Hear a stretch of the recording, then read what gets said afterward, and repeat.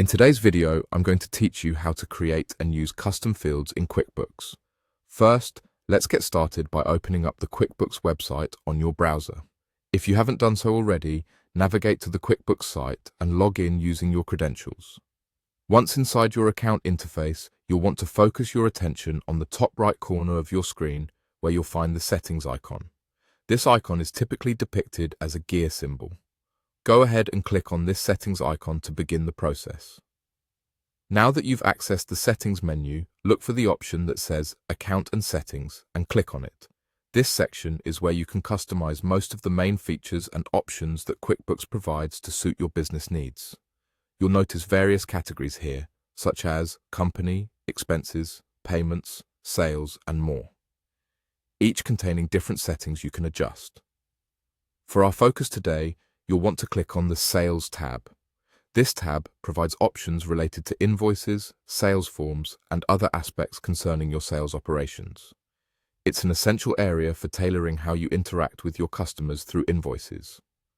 Next, under the Sales settings, locate the section labeled Invoice Payments. Here, you'll be able to input your bank details, which are crucial for ensuring that payments are processed smoothly and efficiently. To do this, look for the pencil icon. This is your editing tool in QuickBooks. Clicking on this pencil icon will allow you to enter or update the necessary bank information. Providing accurate bank details is an integral step because it ensures that all transactions and payments are directed correctly to your account. Go carefully through each field, ensuring that all details are current and accurate. Mistakes or missing information can lead to payment delays, which is something nobody wants. Once you've reviewed and entered your bank information, it's time to save your progress. To save the changes you've made, simply scroll down to the bottom of the section and locate the Save button.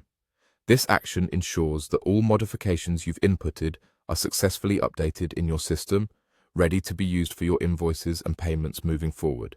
And there you have it. You've successfully navigated through the process of creating and using custom fields in QuickBooks invoice payment settings. As you integrate these customizations into your workflow, remember that the options and fields you configure can significantly enhance your invoicing processes, providing clearer communication with your clients and streamlining your billing operations. Thank you for watching, and I hope this walkthrough has made managing your financial settings in QuickBooks a bit easier. Be sure to check out other resources and tutorials for further customization options available within the platform.